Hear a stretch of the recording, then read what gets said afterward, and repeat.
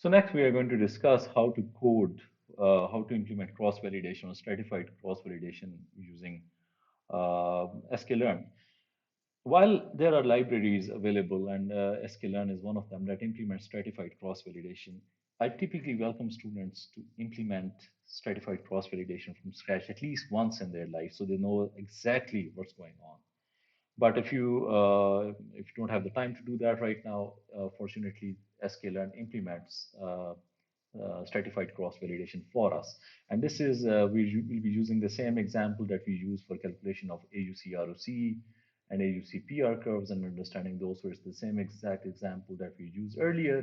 The only thing that we are going to change in this example is going to be we're going to use it for estimating. We're going to use it with stratified cross-validation. So you can import the cross-validation k-fold object. You can specify the number of splits. You can specify whether the number of whether you want to shuffle the data or to randomize the data. And you can also then what it gives you is an object called skf, which allows you to split your data set into training and validation. So you get a set of training indices, so you can select training data, and then you can also select uh, the corresponding validation data. So you get validation indices from the given X for or the features, and these are the true labels. So you can construct training and validation sets, then you can calculate the performance of a given classifier for that validation set given a training data set. So you can train on XTR and YTR, and then you can use the validation data set to generate the prediction scores, which then go ahead into calculating the ROC curve, and you can use that as a performance metric. So in this particular example, we've done 5-fold cross validation, and we see that the AUC ROC of different folds is quite different. So we can calculate the standard mean and the standard deviation of the validation folds.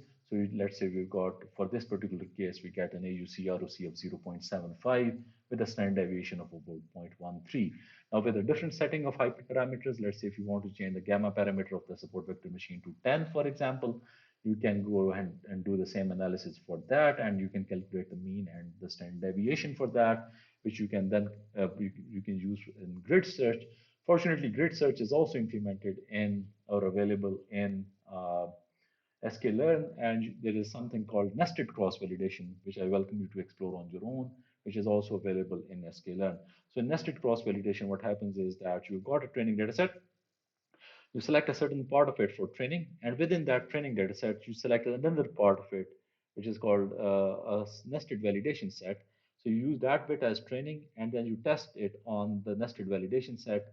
And you then, once you have selected the optimal values of hyperparameters, you actually go ahead and test that classifier on the validation set that you have set aside.